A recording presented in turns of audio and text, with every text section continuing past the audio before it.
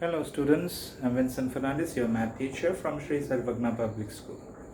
Last class we discussed about one example of chance and probability, and we said to give some examples about whether there will be rains or not, right?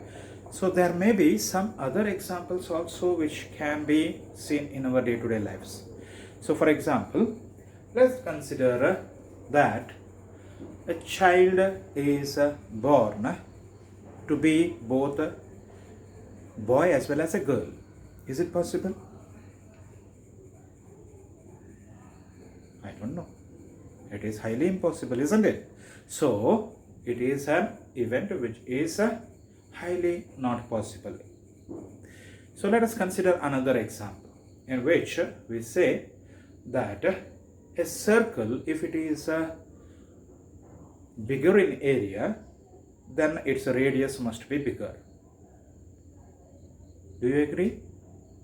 Sure, if the radius of a circle is greater, then you can expect the area of the circle also to be becoming greater and greater, isn't it? As the radius grows, the area of the circle also grows. So it is also a event which is possible here. Now consider volume of a square. If the side of the square is enlarged, then the area or the volume of that particular square also becomes bigger. Is it true? Yes, it is a possible event. Now, the match which is played by our school team boys is going to fetch us a result of win. Is it true? Now, it may or may not be possible depending upon whether they are playing a strong team or a weak team.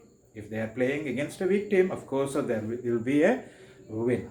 If they are playing against a very strong team, then there are chances that our team may not win. Isn't it?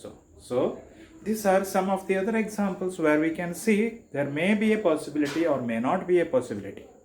So the chances are high that there may be a positive outcome or a negative outcome. Now consider another example in which a coin is tossed not once but is tossed twice, and this is going to be considered as the event. Okay, the experiment is tossing the coin twice. Now what are the outcomes of both those tosses will be considered as one outcome. So how many outcomes can I get? I can get a total of 4 outcomes. How is it so? So I can get a coin tossed twice. The outcomes will be head, one outcome, head tail, another outcome. The third outcome is a tail, and the fourth outcome is a tail head. Now, this is true only if the two coins are not identical. They are two different denomination coins. If it is having the same, that is a coin is suppose two coins are taken, those two coins are of a different denominations, then this possibility is there. If the same coin is tossed twice, that is what I said, coin tossed twice, then this will not be the outcome. The outcome will be head, tail or tail head, and tail.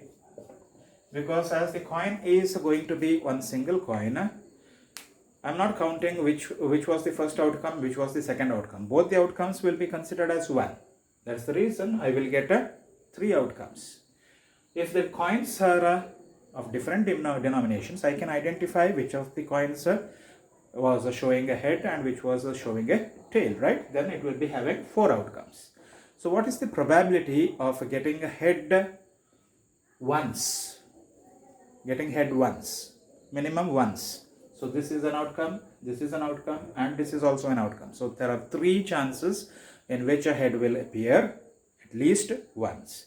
And this is not going to show as an outcome because it is showing no heads at all. So that's the reason the probability of that event, that is a head occurring at least once, will be 3 out of 4. Head appearing at least once is 3. Therefore, probability will be 3 out of 4. So in that event, okay. So this is another example.